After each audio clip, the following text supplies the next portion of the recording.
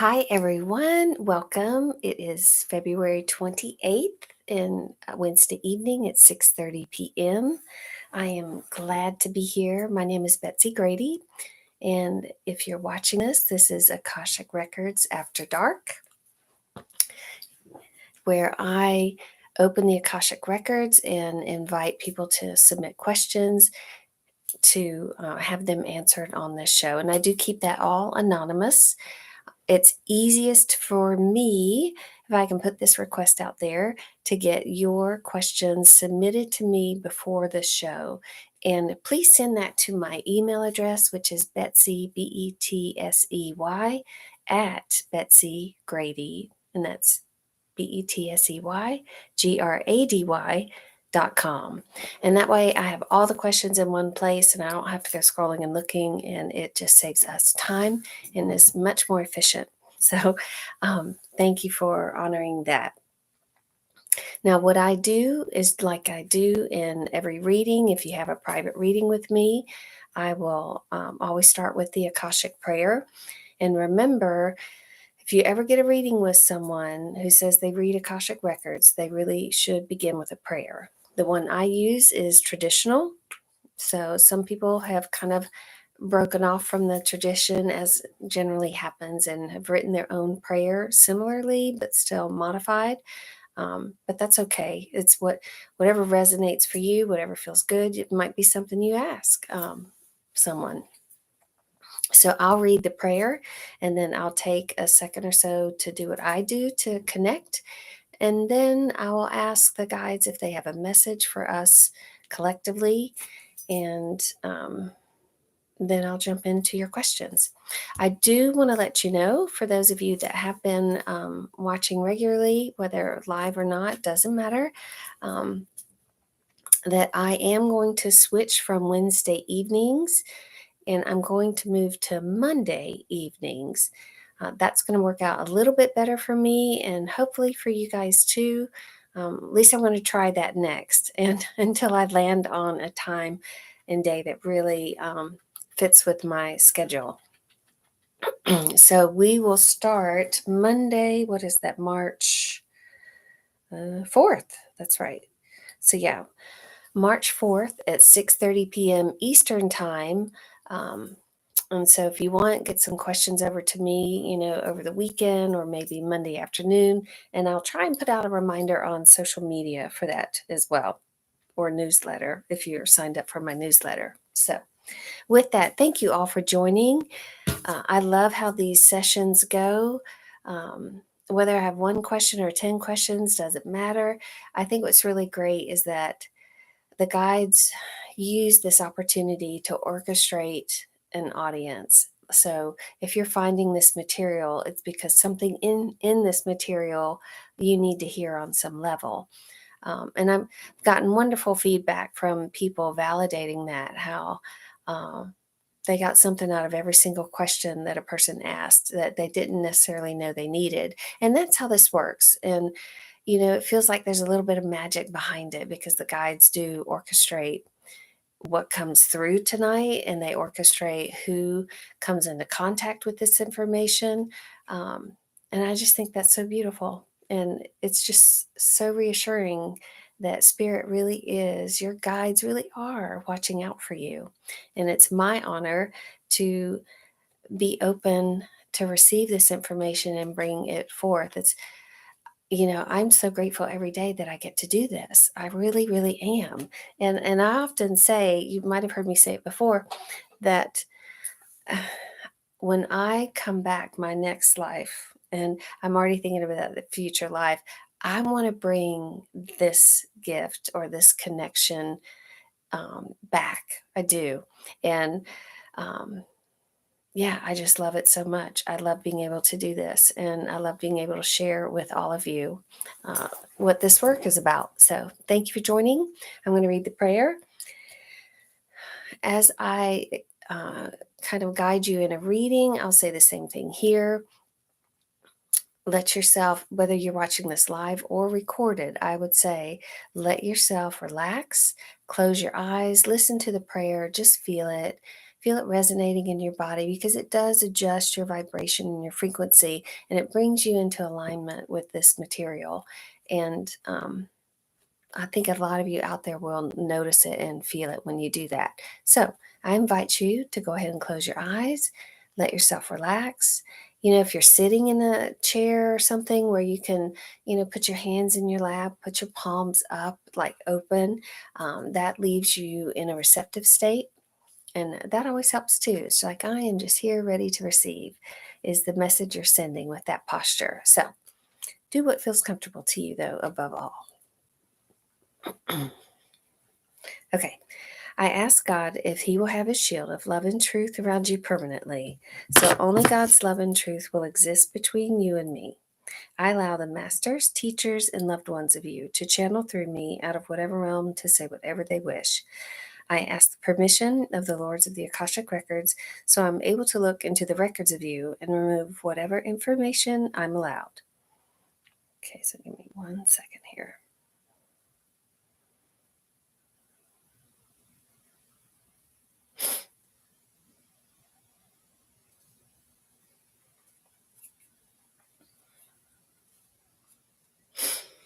Okay. So I'm just going to ask the guides where they want to begin, what kind of message they want to bring forth tonight.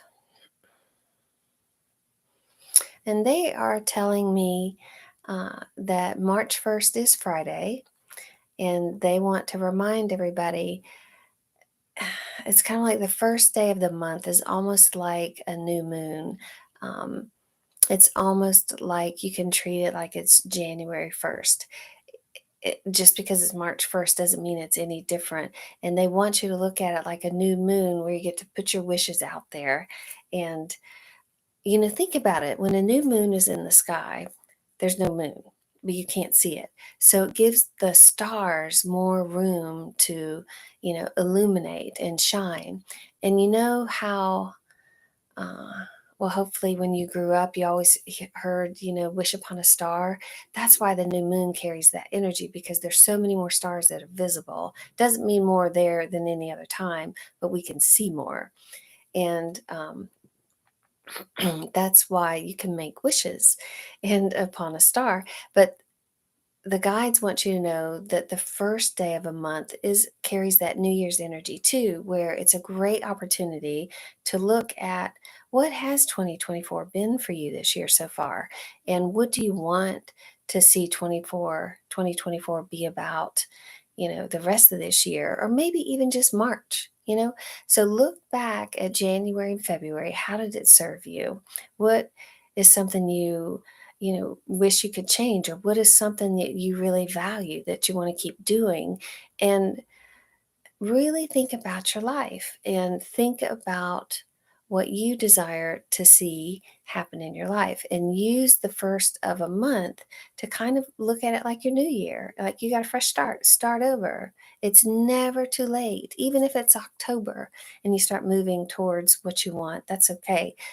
But use this one to really take all that in and make the adjustments you need to make so that March yields the experience you want it to yield, if that makes sense. And that may include what I'm hearing is a lot of forgiveness. Now that's funny because I've always had a little thing with forgiveness. I believe everything happens for a reason. I really do. And so forgiveness to me has not always been necessary, because things are happening for a reason to help us evolve on our journeys. And when we feel, or when we realize why things are happening or why something happened to us, and we accept it allowed us to evolve in these ways, a great thing to ask yourself, if something happens, or you're reading something, watching something, whatever it is, or somebody acts in a way that's unfavorable to you, or when you realize, and you can look at that and ask yourself, how did that change me? Whether it's how did that job change me? How did that relationship change me? How am I better for that experience? What new thought or new attitude did I develop or new perspective? And so I always felt once we were able to connect with that, we didn't need forgiveness because it was necessary, it needed to happen. And to help us in our evolution. So to me, forgiveness was always kind of why we want to be grateful for all these things that happen because they do change us. They make us wiser and they guide us to making different direction or different choices, and they guide us to trusting our intuition more. So that's funny that I have that thought, and the guides are bringing forth that many of you need to have forgiveness. And what they said a better way to put it is to let go of judgment and to let go of any shame you carry of things you might have done, said in the past. And because that's a low vibration and that's not who you are. And you are a divine being and you are here having a journey. You're witnessing things, you're experiencing things, and you might have a judgment about that, yet that limits the perspective you have. And so there are things going on in the world that are hard to look at and hard to understand, and behaviors hard to see. So the guides are saying, just forgive those people, for they don't know what they do. That sound familiar? Where did that come from?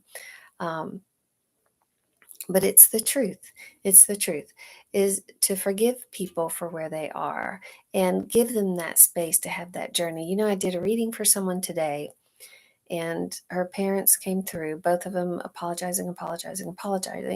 And they said, we don't need your forgiveness though. We we played a role in your life that we were designed to play, and you played a role in our life that you were designed to play. And so everything happened exactly as it was meant to and shaped you for this journey that you're having. And part of her journey was to, I think I've said this before, it's like we come in with these bright lights, our little souls are so excited to be here. And those lights often are dimmed down at the very beginning.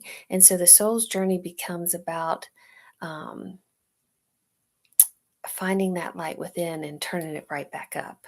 And sometimes that can take a long time. It can. It might take someone 70, 80 years to really get that light back. Yet that's the journey and that's the plan. And so if you can have forgiveness for people, have compassion for people, let them be on their journeys, and find a way to appreciate how they are influencing the world, even if it's positive or negative. They are stirring things up, and maybe they're bringing you to a greater level of awareness or a greater level of love for people and desire for peace or harmony. Just be open to how it's changing you and what you're getting from that. And then we totally digressed from the March 1st thing. So you might want to make a little side list of, what am I judging? What do I have strong opinions about? And how can I change my perspective there in a way that I realize I'm being served by observing this? And how is it shaping me? How is it changing me? And how am I evolving in my own soul's journey? So use this time. It's funny, March 1st, it's falling on a weekend. One is also the number. Think of one, it's a straight line. So it's also the number of direct communication to the divine. And so when you see 111 or 1111, that means, man, your thoughts are being heard like that. So you better be mindful of what you're sending up there. So think of one as a straight line up to spirit. Not that it's up or down, but you know what I mean. Hold that image of that you are connecting. So you're also connecting, this is what the guides say, to the stars. And so on March 1st, it's not a new moon, but you are connecting straight up to the skies, to the heavens, to the stars, to the universe. And they want you to send as many wishes up there as you want. And they are telling me to tell you they are listening. They are listening, and you'll be so surprised at what they're hearing and what they have in store for you. hmm And let me tell you, whatever you think you want, they know how to deliver it to you in a way that's 1,000 times better than you could have even imagined for yourself. So be open to that. Okay, I'm going to switch to my questions now. Okay. All right. I've got to get my glasses on. First question. When I was 11 years old, a divorced dad and his children lived next door to me for one summer. The dad was dating my neighbor, and his kids were staying for the summer break. 3 brothers and a sister. We all became super close. I lived on Long Island. They were from North Carolina. The youngest brother, Paul, who was 9, and I had a special bond. He had beautiful blue eyes. In the mornings, we were both the first ones up outside to play. There was something magical about him. I never saw him after that summer. My family moved the following year. I found out from my friend from the neighborhood that when he was 17, he tragically died in a dirt bike accident. I was so shattered hearing the news. I've never forgotten him. Does he have any messages for me? Okay, let's see here.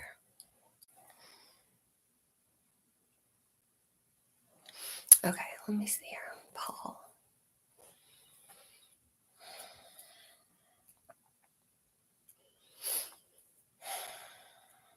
He is telling me to tell you he is a magical being, and he is so grateful that you recognize the magical energy that he brought to this earth. He is on a divine mission. And he said that time really was magical, and you played a big part of his story then. And it's something he's not forgotten and has been grateful for. His heart was touched, and he got to touch hearts at the same time. And that's really lovely. But he says his divine mission is really interesting. And I've never heard this, that he says he's already been back twice. And so since you've known him, he's left 3 times. So he's come in, come out, come in, come out, come in, come out. He is studying. He is studying short lives right now, and he's really trying to develop an understanding of what someone can do in their short life. And how much they can evolve, how much they can contribute. It's all the ins and outs of that, he said. He said at the same time, he's playing roles for those who have brought him in to this existence, and they are understanding the grief of losing a child. And that's really, man, that's big work. There is nothing greater, I think, of a source of pain than to lose a child. And so someone that is having that experience this lifetime is, gosh, so many things.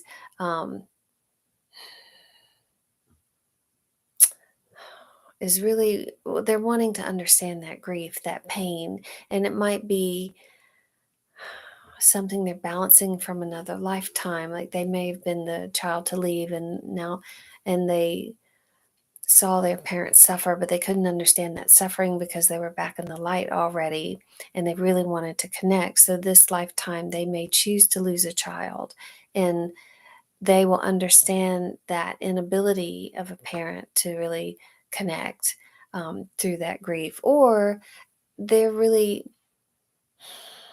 trying to understand how to open and connect to the child that's gone because they were the child in the previous life that left. Does that make sense?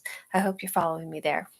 Anyway, so he said it's big work. These are big subjects that he's up to. And he is left as an infant, as a teenager. He's left as a middle school. Hang on here. He says you will see each other again. You will be friends again. He said you will recognize him this lifetime because he will have a lot of the same mannerisms and energy that he did when you knew him. And you will remember yourself in that time, and you will be reconnected with that part of you. So he may not stay in your life this lifetime, but he's saying he will come back to remind you of who you are. He said the most important thing is to let yourself go back to that time and remember how happy you were when things felt magical, and realize you can conjure that up now because you are still that person. You are still that child that was first up to play. And he wants you to remember that.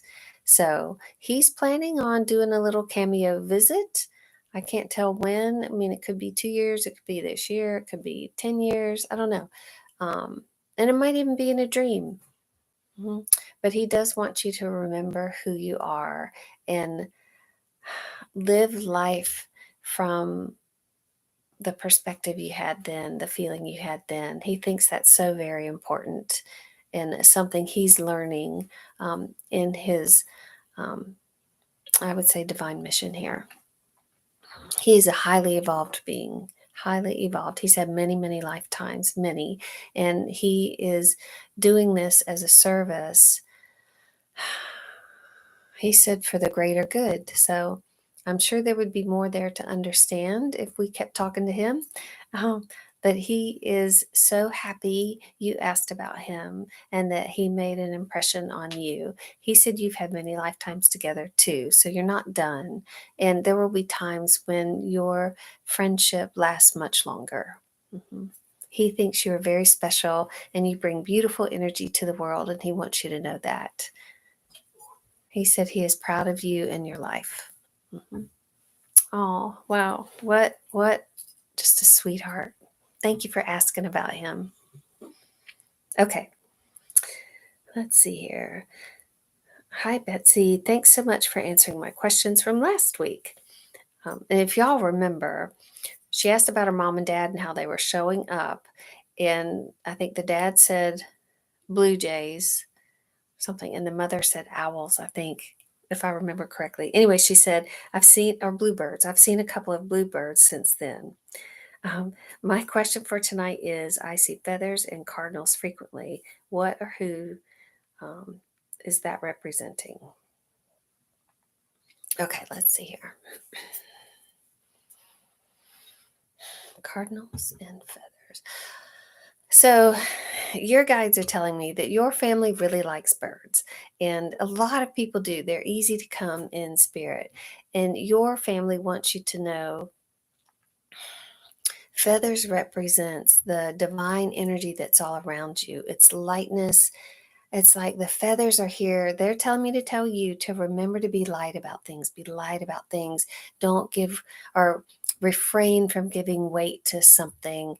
It's just be light, be light, be light. They would like for you to collect those feathers. And keep them in a little, maybe it's a bud vase or something, have them sticking out, but they would like for you to keep those feathers. And when you see them in particular, that is your loved ones in spirit saying, lighten up, lighten up, lighten up, lighten up. Be playful, be easy about this. This journey is meant to be light. And they're so grateful you asked that question, because they said many of us see feathers and we're all being reminded to be light, be light. Okay, let me see here. The cardinals. Okay.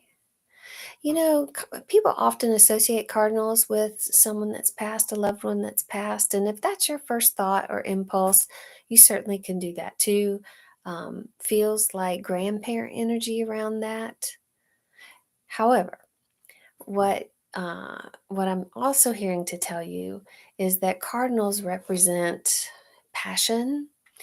And they're red birds, they're bright red birds, they stand out, they draw attention, and they want you to be comfortable having more attention. They want you to be comfortable wearing red. Oh my gosh, I think we talked about red in one of our shows. Anyway, they want you to look at red as life force, vitality, passion. And so when you see a red bird, I would wonder, what am I doing? What am I listening to? What am I hearing? What am I thinking? And is that being validated? And if you're daydreaming about something you wish you were doing and you see a cardinal, that's a sign. And you need to heed that guidance from the red bird. Mm-hmm. They said red is a big color for you. Mhm. Let's see if there's anything else around that. Nope, that feels good. That feels complete. Thank you for asking that. Okay. Oops, I realized I can enlarge. Well, I'm still going to use my glasses. That's easier. Okay. I have such a heavy heart every day watching some of the news, from the stories about neglected animals, wildfires in Texas, to the devastation of wars, to climate change. I'm overwhelmed by a sense of grief. How do I and we as communities help solve some of these huge problems? And how do we live with the sadness of the human condition at times? I don't want to be negative. I'm just curious how to navigate these situations and feelings. Wow, that's a big question. Okay, let me look at this again.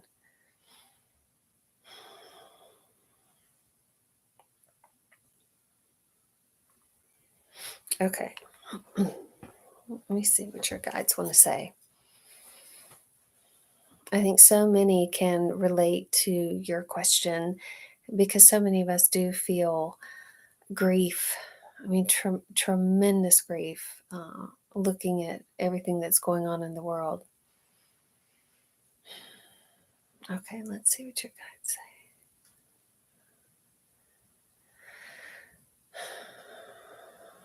So, one of the things your guides are saying is they they want you to understand that you have strong sensitivities. And so I don't know if you've ever considered yourself an empath or not, but similar to that, in a way that you can feel the pain that the whole world is feeling. And it's almost like you're tapped into the universe. And the universe is like the divine. There's no judgment. Things are just happening for our evolution and for change to occur. And they want you to remember that. You might not understand why. And what they would have you know, there is no death. There is no death. There's not. Yes, there's suffering. And oftentimes we are projecting onto others for that suffering, even the animals. And they said, what you don't know is that these animals, for example, they are wise beings, and they come in knowing what their path is about. They come in knowing what their ending is bringing forth. They come in knowing that they are impacting humanity in a way by triggering such grief, and they're very happy to do that. And partly because they don't die. Nobody dies, nothing dies. It's just transformed, and they will come back again and choose a different experience. And but they are here to change the world. And sometimes it's in that suffering where our hearts are tugged the most that we take call to action, and that we do jump in. So, first of all, they would say, know this, that there's no death. And second of all, they would like for you to send a prayer of gratitude for the message that they're sending to the world. And that's a big deal. And even with the people that are suffering atrocities, it's so hard to listen to things going on in other countries. And just, I was listening to a story on NPR the other day, and it's just, oh my gosh, what people are going through this lifetime. And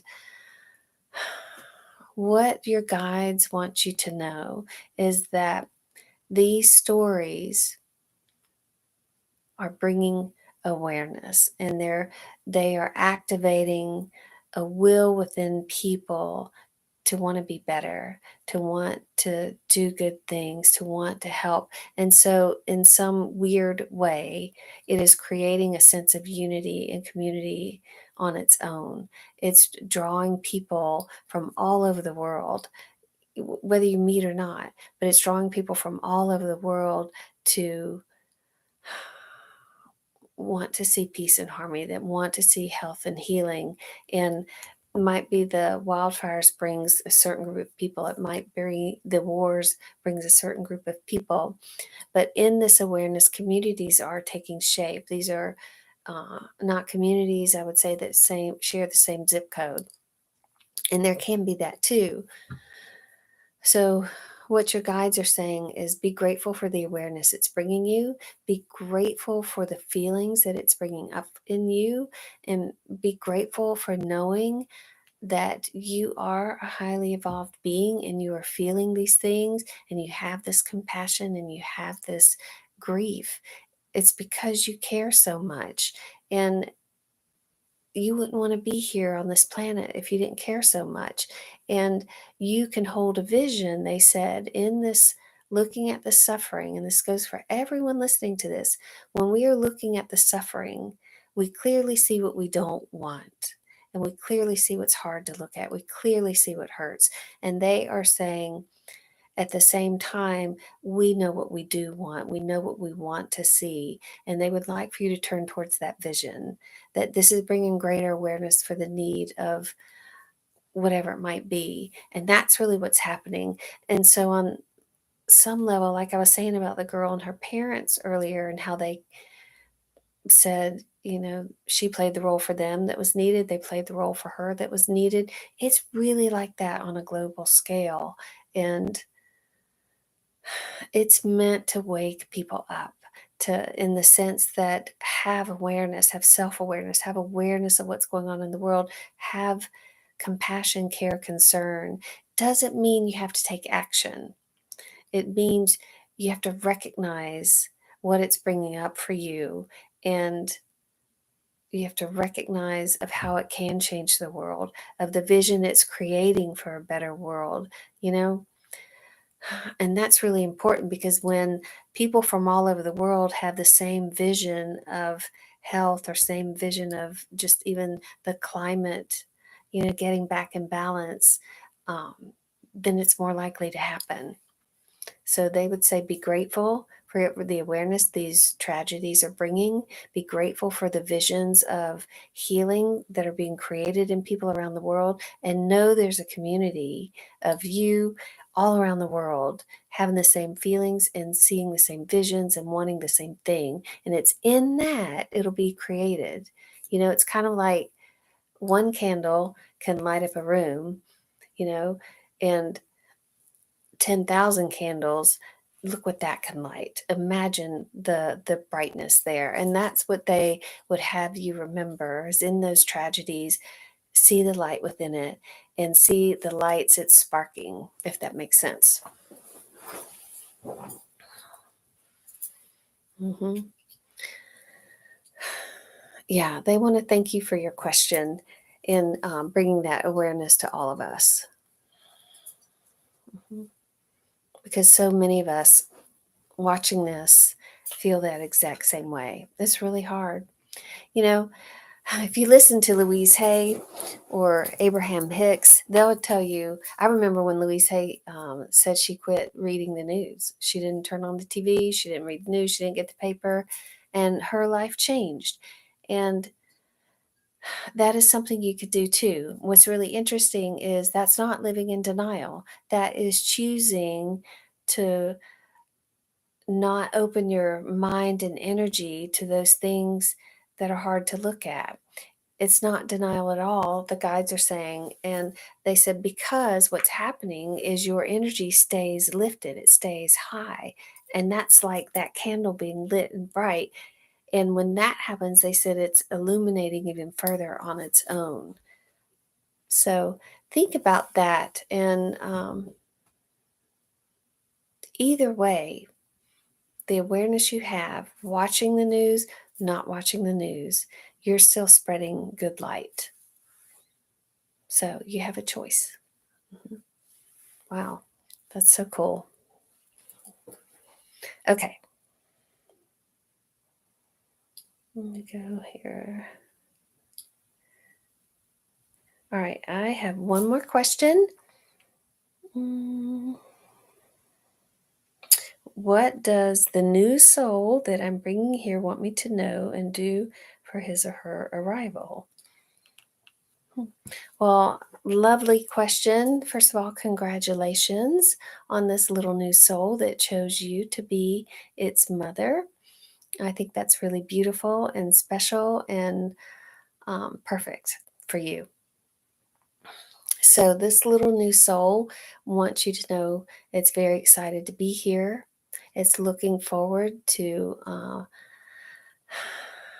being raised by you because you are already so connected and aware, and you've seen and done so much, and you still have so much love for everything you've been through, for the people you've met along the way. And it's like you have so much to teach this child coming in. And this child knows, oh, that was my cat. This child knows that you will set it up for a beautiful life in the light here as well. And this child has big plans. And so it chose you to be its mother. I can't tell if it's male or female. Um, but it has big plans to be here on the planet, and it wants to really impact the world in a very different way. And so having your guidance so early on, even now, is important. And so what's happening in utero for this child is shaping it already. So the kind, loving thoughts, the things you're putting in your body, the things that are pleasing in your environment from aromas and sounds are really important to this child. How you're talking to it, the thoughts that you're having. Remember that number one, those thoughts are going clear up to the universe. That one is that straight line. So your child, it's like you have a built-in one there. So whatever you're thinking, being, doing, that child is receiving no matter what, not just on one day, every day while it's in utero. And that's important for you to hear. And so how can you already support the development of this child um, right now? And and how can you really influence in the positive phrases? You know, one thing that I'm always so grateful, my dad used to say, anything is possible. And I am so glad I have that in my belief system. And so, what are some things that you want this child to grow up with? What beliefs? Anything's possible? Or we are all worthy, you're amazing, whatever you want this child to just subconsciously be programmed is what you can do right now. And so think of those beliefs that are important to you that you wish you would have grown up with and maybe didn't have to learn along the way. And and start saying those things now. So really enjoy this time and really be aware of how important this time is, and don't underestimate the amount of influence you, your partner, the environment you're in is having. So you might have a belief that, you know, humor is the answer to everything, or um, nature is very healing, or this planet is a very giving planet. There's abundance all around. Think of those beliefs that you wish you had and start putting those in now, and really get your entire environment of people around you um, to be doing the same thing. It's really important. Mhm. So I'm so grateful you asked that question, and I'm so happy for you and your journey. Okay, let's see. Well, everyone, I think we are good for tonight. So I'm going to ask the guides if they have anything in particular they want to wrap up with.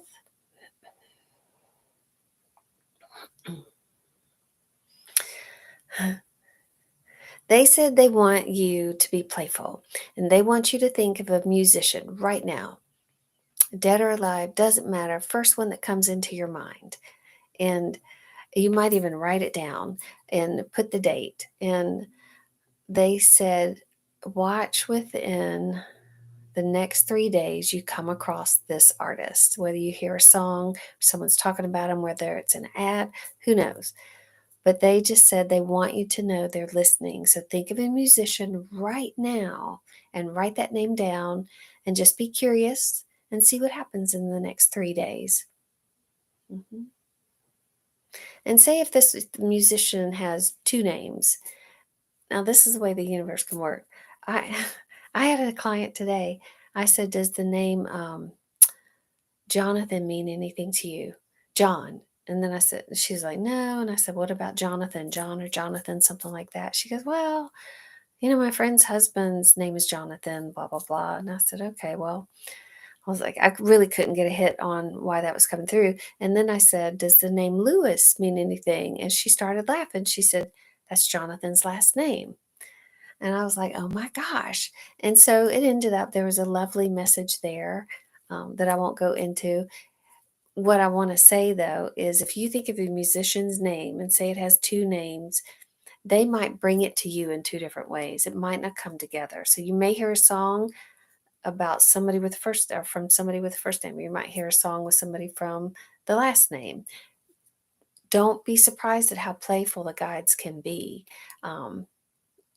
because they can. And they love they love being able to touch base with you like that and be playful with you like that, and it really brings even more awareness to your experience. So just be open. All right, they are also telling me they are giving you, this is so much fun, they're gifting you with the number 8 this week. Until we meet again, they said 8 represents infinity, it represents abundance. It's a very favorable number um, for the Asian culture. They work to get 8s in their phone numbers, in their house addresses, in their tags. So if you see 8s, just know that's a little sign from your guides that abundance is your birthright. It is on the way. You're connected to this abundance. If you see 888, even more power to that. But don't be surprised how that number shows up in your life uh, this next week. So that's great. Okay, everyone. Thank you for joining me. Thank you for sending your questions. Thank you for listening to the answers and receiving what you needed to receive. Thank you for letting me be a guide for this. It's just so rewarding. It really is. And I just love that I get to share it with you all. Now remember, we're going to start on Mondays. So we'll start Monday, March 4th, and be 6:30 Eastern. Submit your questions to my email address, betsy@betsygrady.com, beforehand. And I will see you Monday. I hope you have a wonderful rest of the week. I hope you have a wonderful March 1st. That's my dad's birthday too, which is kind of cool, isn't it? My dad shows up all the time. I love it. Anyway, y'all have fun, and I will see you Monday. I look forward to your questions. Okay. Thank you. Bye.